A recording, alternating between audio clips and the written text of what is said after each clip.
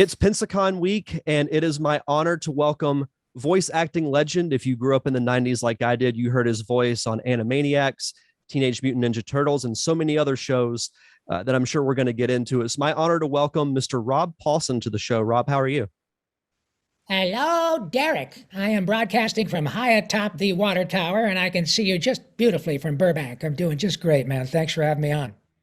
Absolutely. We were talking, before we started. I've been looking forward to this and to Pensacon in general, which this will be your second time appearing at the convention. So, how has it been for you, to have the career that you've had and continue to have, to go to conventions like a Pensacon and meet fans that you grew up idolizing and loving your work? Well, it is, if I were to say that it was anything less than humbling and the icing on a beautiful career cake, I'd be lying. It is humbling, remarkably heartwarming. And what's really cool is that I meet people who tell me not only did they grow up watching these shows on which I've had the good fortune to work, but they tell me the most incredible stories about how they connected with these characters on a deep level. At the very least, it's really exciting and very kind for people to drive, take the time, stand in line, buy a ticket. Often they have to wait for quite a while. And all they want to do is say, I got to tell you, Rob, when I hear hello, nurse, or ain't God bright, Narf, or turtle power, it just does nothing but make me happy. But then I hear people who tell me, Derek, that but for some of these shows, their childhood was a very difficult time for them.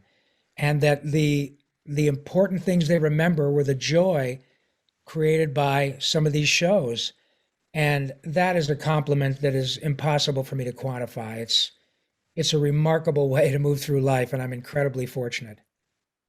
Well, I think, some people, as you mentioned, had difficult time growing up, maybe didn't have the best Yeah. home life.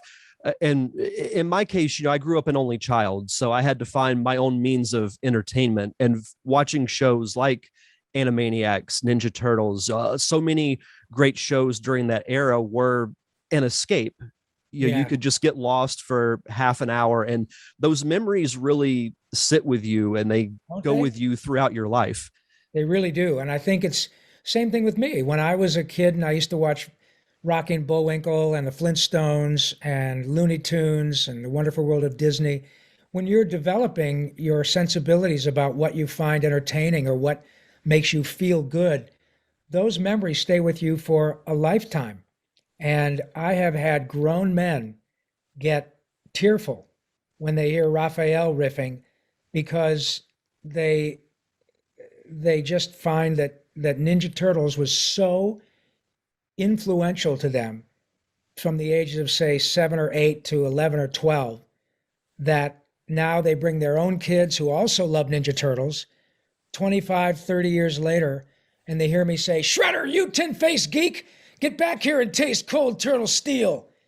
And they flip out. It's the coolest thing in the world, man. I just love being in this position and getting a chance to come back to Pensacon. As you mentioned before we started chatting on screen, it's a hell of a lineup, and I think the folks are going to just really have a blast. And the great thing about Pensacon is that it's a convention that's really for anybody. Yes. Fans of animation, of say like Lord of the Rings, Star Wars, everything, Walking Dead, you name it, even wrestling. There's a couple of wrestlers that are going to be there Yes. too. So there's no reason that fans of anything shouldn't go to Pensacon. Those that are in the area should No. definitely go check it out. But you mentioned growing up watching classic shows as a kid, much like people from my generation did with Yeah. Ninja Turtles and things like that. Did you have any aspirations to get into acting, or what is it that kind of spawned you to go in that direction? Yes. In fact, I did. I knew quite early on that I wanted to be a performer. I didn't know that my career would take me down the voice acting road. But when I moved to LA and God, 40 years ago, it was ostensibly to do live action and music. I was a singer first, which came in handy on Animaniacs. Uh, but I was a singer first who became an actor And when I moved to LA, it was to do TV, movies, commercials, music, and that's what I was doing. But then as many actors do, or as many folks do in their lifetimes, you take your passion and you follow down this road and you end up living that axiom that luck is when opportunity meets preparation. And I was prepared. I had been working on dialects and creating characters just because it made me happy. Um, then when the opportunity came to audition for cartoons, in my case, it was G.I. Joe and Transformers. And I thought, man, this is the gig. Nobody cares what I look like. I'm not limited by being an average skinny kid from Michigan. I'm only limited by my chops and by the opportunities that I'm given. So I'm really glad that I jumped on that opportunity. I was prepared and I got lucky. And here I am 40 years later, still working pretty much every day, and still people still don't care what I look like. It's fantastic. Yeah, and that's part of the, I guess, the beauty of voice acting, and also something that I love about the art of voice acting itself is, through YouTube and other means, to watch behind the scenes footage of Yes, actors like you and others just totally. feeling so passionate about their characters. I think of Robin Williams when he was Oh, voicing the genie, Jeannie. just watching him be so animated and throwing his arms up in the air, almost like as he's performing on stage. Oh, It's just absolutely. is so great. Absolutely. And the fact is that we all do that. When you're in a room with John DiMaggio and Billy West and Tara Strong and Tress MacNeille and Nancy Cartwright and Dan Castellaneta, when he's doing or Harry Shearer is doing Principal Skinner, he gets down and starts doing yes, I'm absolutely Simpson. And same thing with me when I'm doing Pinky and the Brain. I'm all of a sudden just very animated and hey, God, Brain, Derek Diamond is chatting with me today. Nerve. We all move around that way because acting is acting, and whether you're doing it on stage or in front of a camera or in front of a microphone, it's about inhabiting that character, and often it comes along with all these gesticulations and moving around, and it's just I wish that you could come to a recording session because that's when you really see what a magical experience this whole thing is. And when it translates to the screen at such a high level, then it becomes timeless entertainment. And here we are. Absolutely. And I know exactly what you mean through, watching. I'm sure being there live is a whole new experience, but I love watching voice actors just really get into the role, because it makes you as a viewer get into it even more, because you can feel Absolutely. that passion from the actor come through the screen and it hits you, Yes, and sir. you're just like, I love it. I love watching it, and it's just amazing to watch it unfold. Well, So and the same thing when I was a kid, I used to watch Johnny Carson and Mel Blanc would come out. And after he said, yeah, what's up, Doc? He had Johnny Carson and the audience just wrapped around his little finger. Then he would do Daffy. Then he would do Tweety. Then he would do Porky. Then he would do Elmer Fudd. Then he would do Foghorn Leghorn. Then he would do Sylvester and Tweety. And it was nothing short of magical. It didn't matter that, I mean, we all love watching the cartoons, but when you're seeing a world class performer riff like that and go from character to character to character, just as you said, like watching Robin when he was doing the genie, it really is pretty magical to behold, and I can't get enough of it, man. It's the coolest thing in the world. absolutely. So, talk to me about a couple of your different experiences. I'm very curious about Ninja Turtles, because, as you mentioned, you would meet adults who grew up watching it, and they bring their Yeah. kids who are watching it. It's really been a series that has spanned generations. It Oh, started in the early '80s as a comic book, then transitioned to animation in the late '80s, and is still going on now through several huge. different incarnations. So, how did you get the role of Raphael, and what was your experience like? Well, I got the role as a result of an audition, and myself and a couple of other folks, Townsend Coleman, whom you guys know as Michelangelo and the Tick. I was on regular on the Tick. Pardon me, my parole officer keeps calling me. Um, but Townsend and I were working on a show called Fraggle Rock, and Mm-hmm. the director of the show, the animated version of the show, said, "Hey, I'm auditioning this new project called Teenage Mutant Ninja Turtles, And I was vaguely familiar with it because of the comic book, but I'm not a big comic collector. I just kind of heard about it. And one thing led to another, and we auditioned. And I remember that they ultimately pared it down to the four guys who ended up being Raphael, Donatello, Leonardo, and Michelangelo, but we were mixing and matching characters. And I remember they said, "Well, Rob, you're kind of a smartass by nature. Why don't you kind of take a crack at Raphael for a few scenes?" And it worked. And one thing, as I said, led to another, and we all got the gig. And the rest is, as they say, history. But we had no idea that what we were a part of was going to turn out to be what it is. And I I would venture to say, with the exception of The Simpsons, it's pretty tough to come up with an animated show that has had as much an impact as Ninja Turtles has had on now three generations of people. Um, my son is 37, and if they had children, he could easily have a 5-year-old by now, 6, 8-year-old who would love Ninja Turtles. And there are people my age who love turtles because they shared it with their children, and now they share it with their grandchildren. And that is a remarkable thing in itself. And it really shows no signs of slowing down, Derek. It's still a pretty remarkable cartoon with which to be reckoned, if you will. It's really fascinating to see the evolution and the transition of that Isn't series it? because the comic book was very dark and very violent. Very. Yeah, in fact, Raphael, my character, was an assassin in Hmm. the original show. And to now see, I think that's one of the things that I find so remarkable about Ninja Turtles specifically is how it's uh, inspired generations of artists, not just voice actors, but fine artists who do their take on the four turtles or Shredder or Splitter or all the different, Rocksteady and Bebop and all the secondary and tertiary characters. That one single cartoon has inspired thousands of artists to ply their trade and become involved in the animation business, and that says a lot. It's Kevin Eastman and Peter Laird really got a hold of something when they created that show. They did. And it's one of those that you'd be tough to find someone who's at least never heard of it. Isn't Maybe that you've something? had someone who's never watched it, but it's just so immersed in pop culture Yeah, that it's just you have to at least have heard of it. of the world. Hmm. I travel and do a lot of events outside the United States. I don't care where I go.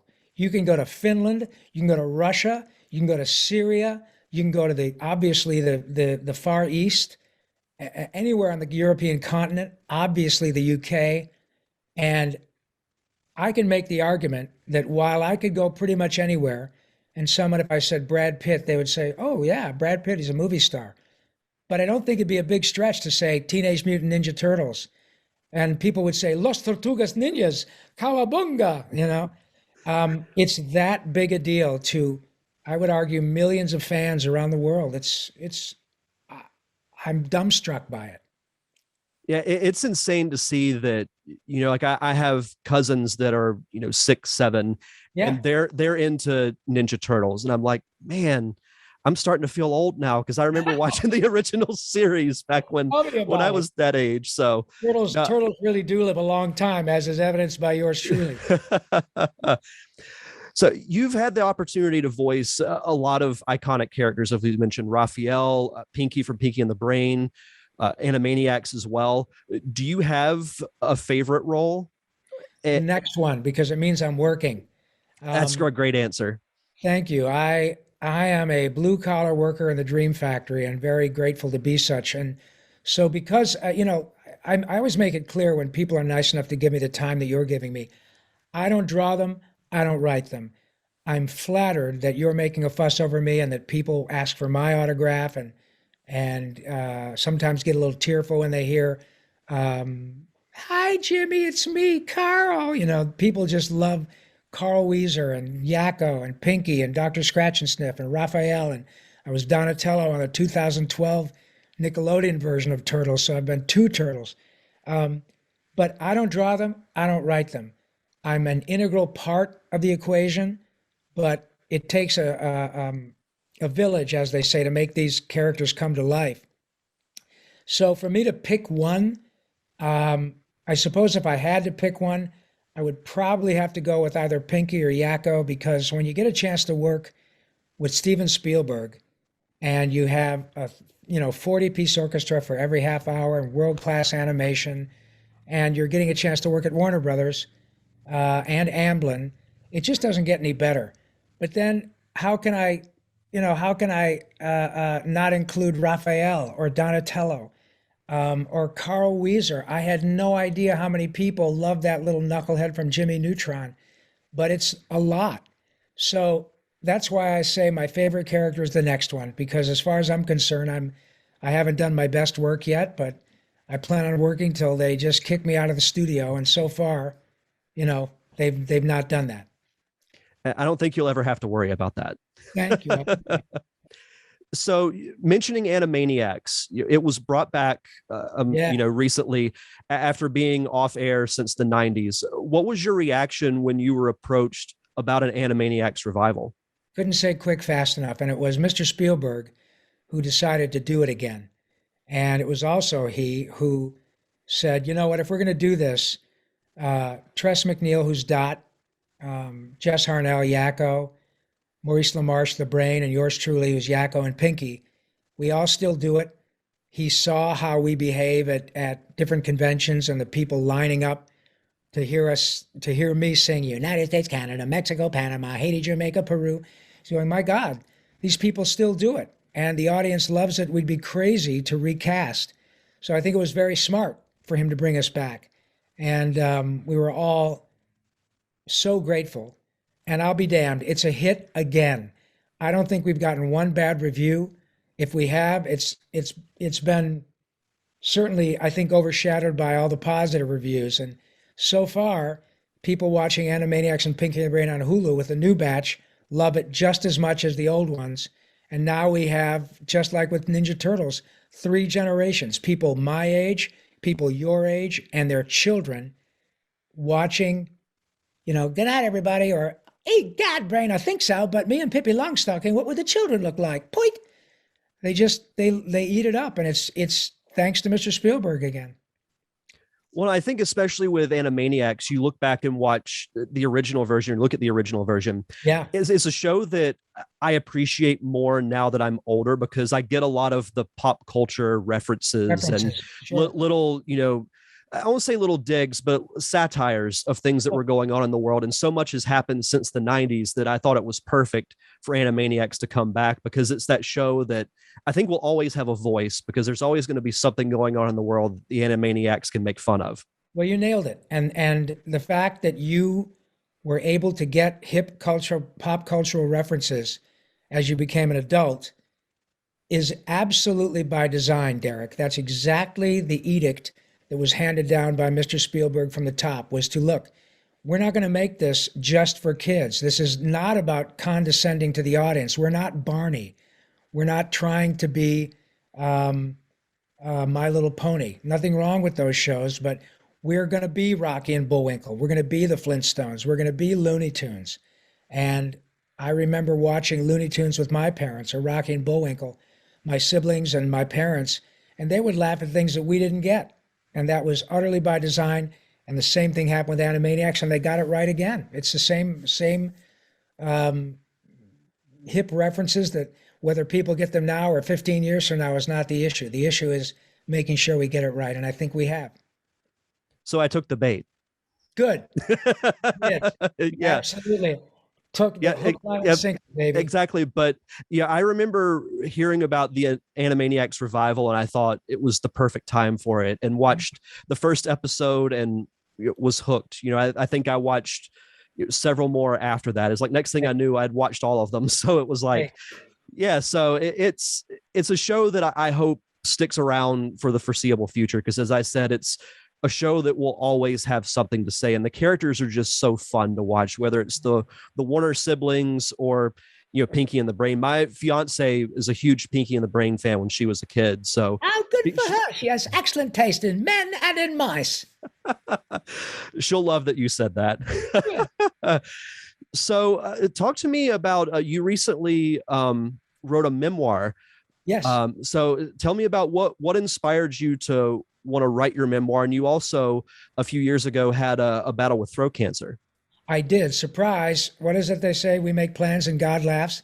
Um, Not toe cancer, not hair cancer, throat cancer. Um, I had had many well-meaning fans over the years say, "My goodness, you've had this wonderful career, and you're still working every day, and now you're working on shows like Rick and Morty and current lineups.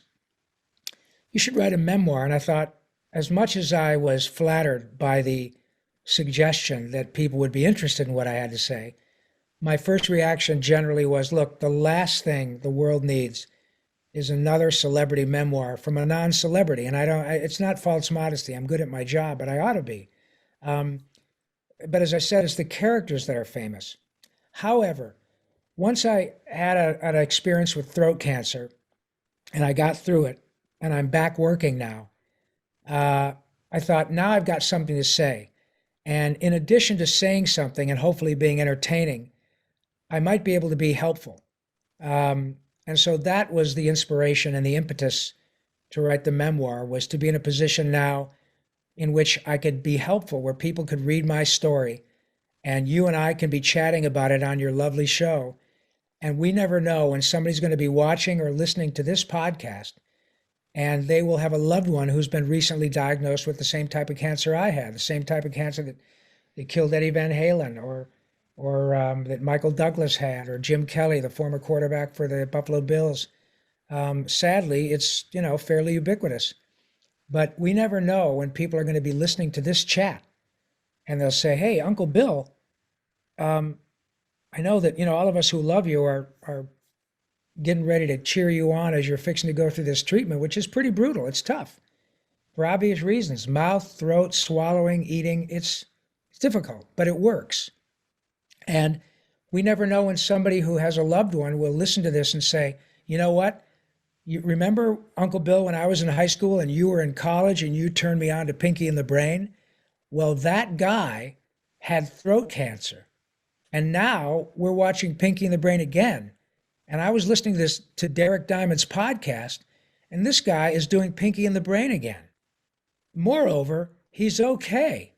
You'll never know. You would never be able to tell that he went through this treatment with chemo and radiation, lost a bunch of weight. It was tough on him for a while, but he got through it. And you would just never know when it's going to make a difference in someone's life. So it is I who am very grateful, or who's very grateful for you giving me the opportunity. And the two of us together may really make a difference in someone's life. It's a pretty cool thing, Derek. Absolutely. And I think you hit the nail on the head. You never really know how your story is going to affect other people. Right. Something that you went through can affect somebody else in a positive way. And that's really what it's all about, is, paying it forward and trying to pick each other up, because there's so much negativity in the world now. It's like what I do with this show, I don't speak politics. I don't talk about anything other than, talking with people who work in the entertainment industry and discuss what's going on in that world. So if we make a difference, that's amazing. That's awesome to hear you say that. I'm glad you have that type of outlook on it. We never know when we're going to be called upon to help out our fellow humans. And to the extent that I can do it by going to places like Pensacon, man, count me in. I'm thrilled to do it. Absolutely. But as we start to wrap up here, I did want to ask you, what's next for you? Do you have any other upcoming projects that you'd like to talk about? Well, we're still working on season 3 of Animaniacs and Pinky and the Brain, which will be coming out this probably November. I've always got lots of irons in the fire. I'm doing a lot of personal appearances. I'm going to Dublin. I'm going to, I think, Dubai. I'm sorry, no, Abu Dhabi in the United Arab Emirates. I've got conventions at Cleveland and Dallas and Ottawa and Edmonton, Columbus. Oh my God, I'm going all over the place this year. Chicago, you name it. and I can't get enough of it. We're doing Animaniacs in concert, where we take the music of Animaniacs around the country and perform it with orchestras. And that is an absolute gas to see Tunisia, Morocco, Uganda, Angola, Zimbabwe, Djibouti, Botswana coming from the stage.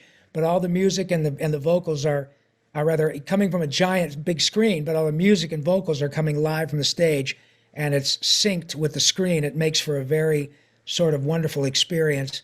So man, I'm plenty busy, and I'm grateful to be such. Well, it's great to hear that so many, conventions and appearances are opening back up now after Isn't that great? after the peak of COVID.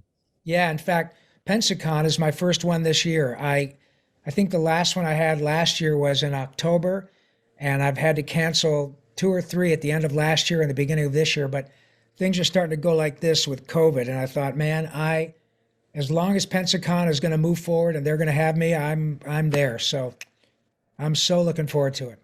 Fantastic. There is one role specifically that I'd like to ask you about. And I'm not sure how often you get asked about this, but one of my favorite shows growing up was the Sonic the Hedgehog cartoon. Oh, Antoine. And you voiced Antoine. How was your time working on that show? It was very groovy. I got to work with my friend Jim Cummings, who played, he was Dr. Robotnik. Oh, it was great fun. Kath Soucie played Sally. Jaleel White, whom you guys know as, oh gosh. As Urkel. Yeah, Steve Urkel played Sonic. It was great fun. And to this day, I get a lot of people who love that show. That was a pretty successful show for, I think, 2 or 3 seasons back in the 90s. Mm-hmm. So yes, I remember playing this crazy French, I don't know, I think he was a fox, if I recall appropriately. Yep. But well, thank you very much. I'll let the other people know that there is a fan out there who still likes Sonic the Hedgehog. Yeah, I was a huge Sonic fan growing up, and I remember reading the comic book that the series was based off of. Or I don't know if the series was, I don't know if which was based on what, but they were essentially the same thing. So Yeah, it was really cool.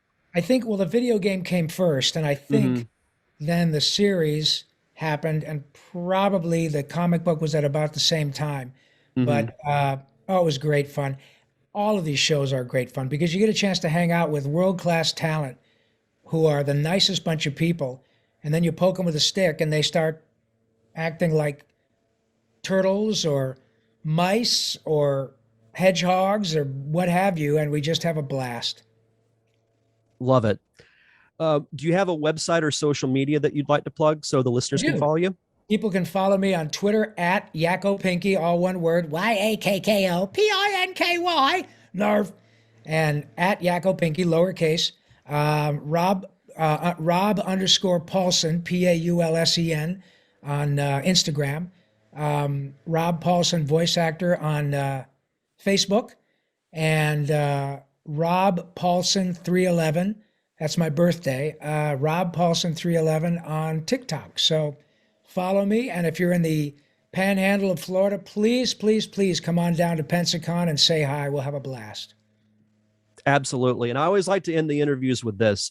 What is one thing you have watched recently, whether it's a movie or a series, that you would recommend to people? Oh gosh.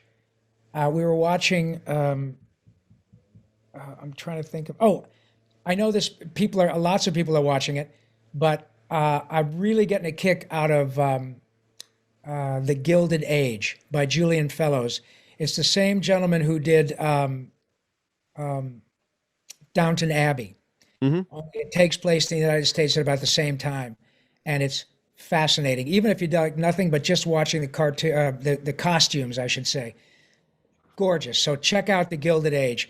It's not, I don't think it's as good as Downton Abbey, but just seeing the way people lived who were at the moneyed elite back in those days, these gorgeous Victorian era costumes, and it was bananas on bananas, but it's just a feast for your eyes. So check that out. And Ted Lasso, I just love Ted Lasso. I still need to get into that. I've heard nothing but good things about Ted Great Lasso. Show. Jason Sudeikis is priceless. Just does a great job. Absolutely. Rob, thank you so much for taking the time to chat with me, and look forward to meeting you at Pensacon. My great pleasure. And thank you very much once again for lowering your entertainment standards, and you get free tickets to the water tower. Thanks a lot, Derek.